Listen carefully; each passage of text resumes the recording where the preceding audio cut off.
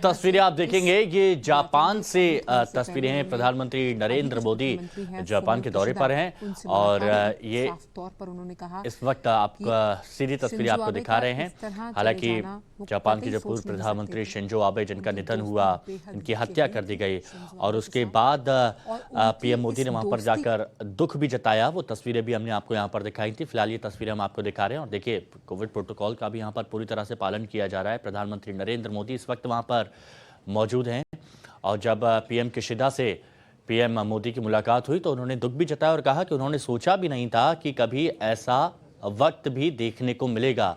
भारत और जापान की दोस्ती बहुत पहले से रही है, मजबूत रही है और इस वक्त ये तस्वीरें आप देख रहे हैं जापान से शिंजो आबे के अंतिम संस्कार में इस वक्त प्रधानमंत्री नरेंद्र मोदी पहुंचे हुए हैं।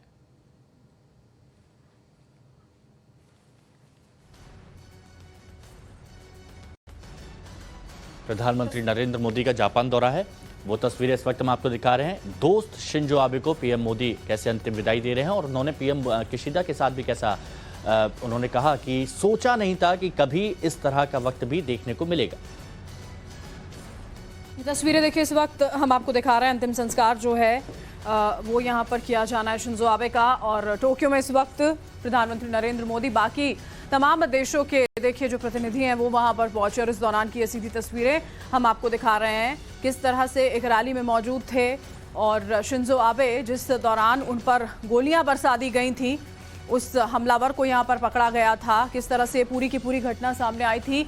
हैरान सब लोग हो गए थे। प्रधानमंत्री ने खुद इस पूरी खबर पर दुख व्यक्त किया था क्योंकि किस तरह के प्रगाढ़ संबंध हमेशा से ही जापान से रहे हैं, उसका भी जिक्र इस दौरान उन्होंने वहां पर किया था। शिंजो आबे का अंतिम संस्कार होना है जिसमें शामिल होने के लिए प्रधानमंत्री जो हैं वो वहां पर पहुंचे हैं, मौजूद हैं। ये तस्वीरें यहां पर आपके सामने हैं और मुलाकात जब की प्रधानमंत्री ने, जब वो पहुंचे थे जापान अभी, तो अपने समकक्ष फूमियो किशिदा से उन्होंने मुलाकात भी यहाँ पर की, दुख व्यक्त किया पूर्व प्रधानमंत्री शिंजो आबे के निधन पर और साथ ही साथ में तमाम उन बातों को भी याद किया गया प्रधानमंत्री नरेंद्र मोदी की ओर से भारत और जापान रिश्तों से जो जुड़ी हुई हैं लंबे वक्त से।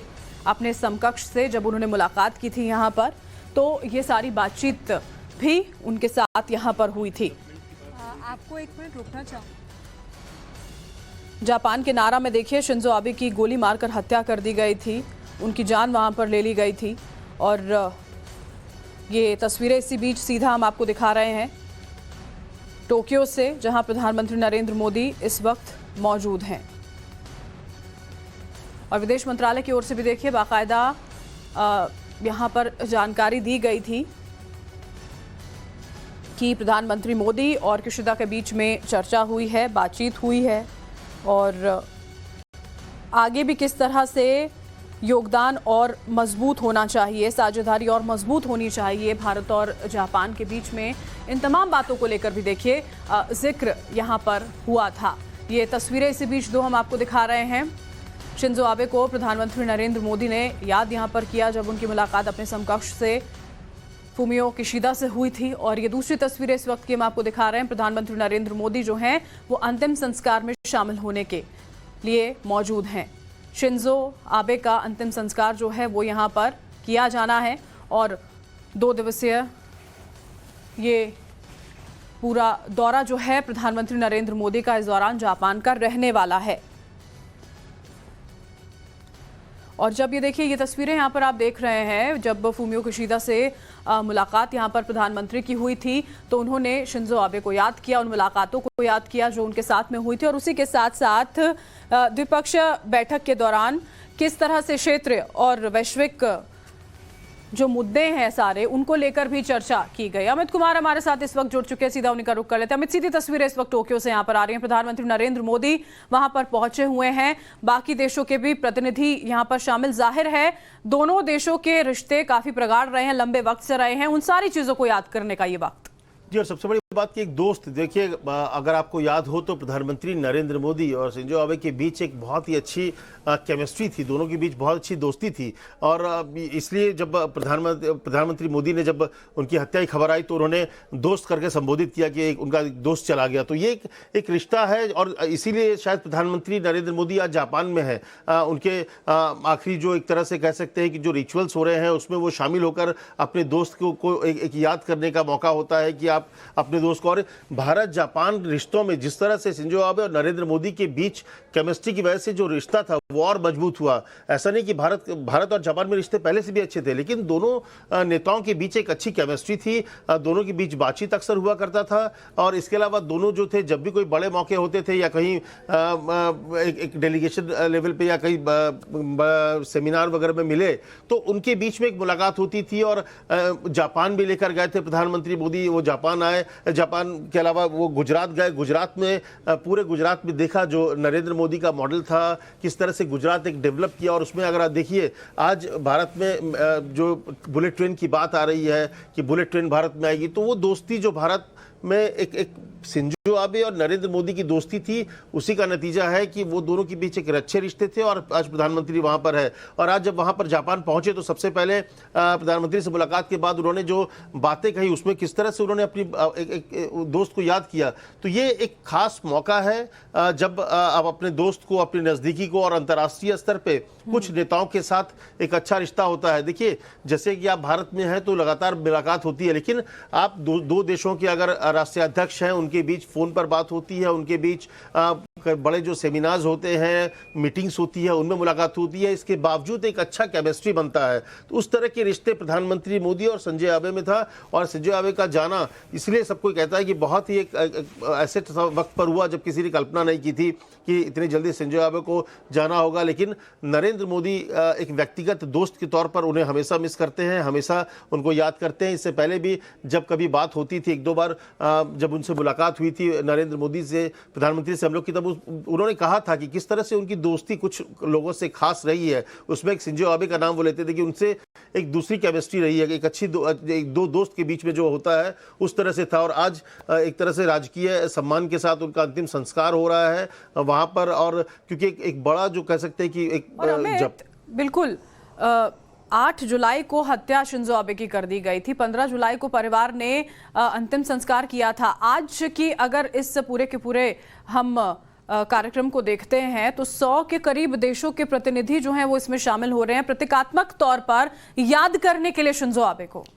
जी हाँ, ये अंतिम संस्कार हो ही चुका है, लेकिन था कि जिस तरह का उनका कंट्रीब्यूशन था, जिस तरह का योगदान था, और सिर्फ जापान में ही नहीं बल्कि जापान के बाहर भी जापान के रिश्तों को पूरे दुनिया में एक अच्छे प्लेटफॉर्म पर पहुंचाया, एक अच्छी दोस्ती सबके साथ हुई। तो ऐसे में उनको एक सम्मान देना भी बहुत ज़रूरी था। और इसलिए ये तय किया कि 27 सितंबर को उनको एक तरह से सम्मानित करने के लिए तमाम जो राष्ट्रीय अध्यक्ष है, तमाम दुनिया के बड़े बड़े लोग आ रहे हैं, मौजूद हैं यहाँ पर, और सबके सामने एक तरह से उनको विदाई दी जा रही है। प्रतीकात्मक विदाई है, लेकिन ये दिखाता है उनकी हैसियत को, उनके जो रिश्ते थे दूसरे देशों के लोगों के साथ, उन्होंने जो जापान में किया। हालांकि कुछ लोग ये विरोध भी कर रहे हैं जापान में कि इतने ज़्यादा खर्च करने की क्या ज़रूरत है, क्यों इस तरह से एक बड़ा तामझाम के साथ इनको अंतिम विदाई दी जा रही जबकि संस्कार हो चुका है। लेकिन जापान में एक बड़ा तबका ये मानता है कि जापान के लिए बहुत बड़ा कंट्रीब्यूशन रहा है। जापान को जिस तरह से दुनिया में एक लोगों के बीच, दुनिया के तमाम देशों के बीच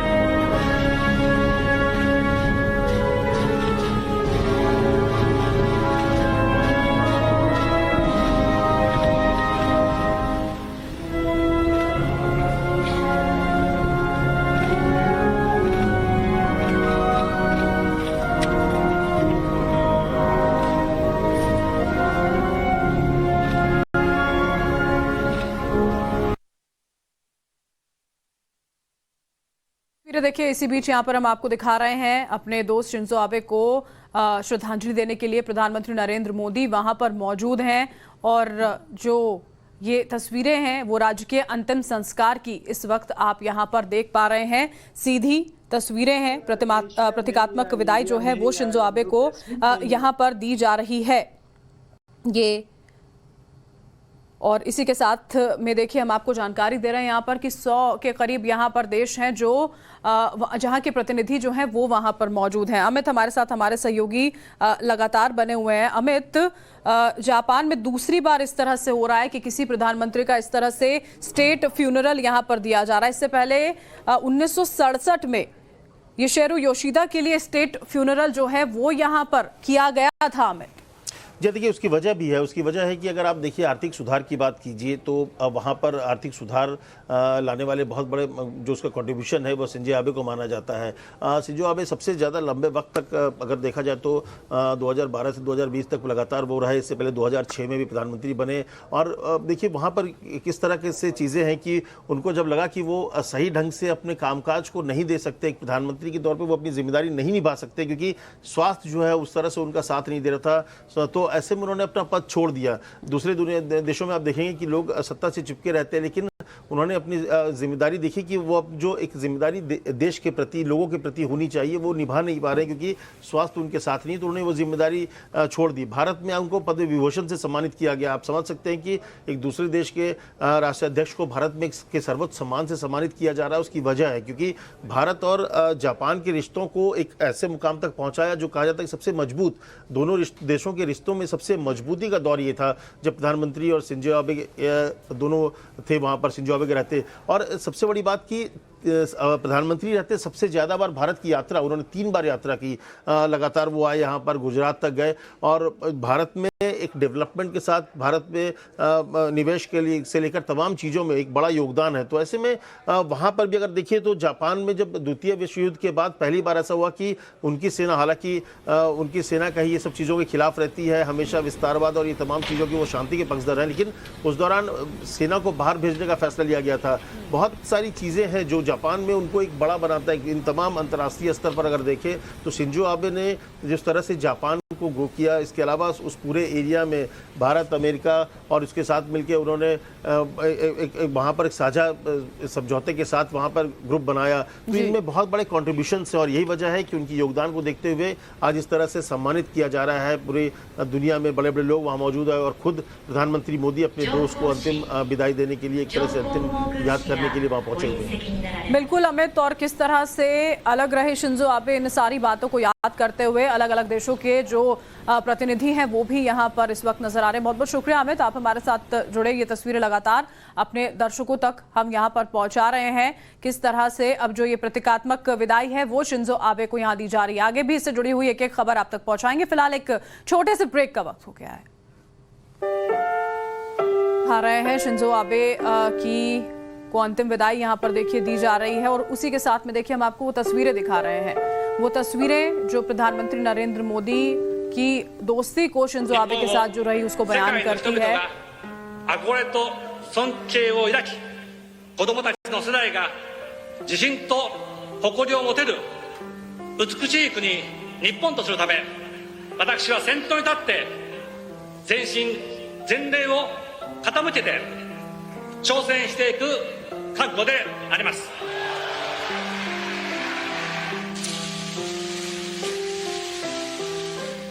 政治を担った経験、挫折をした経験を生かしていきたい。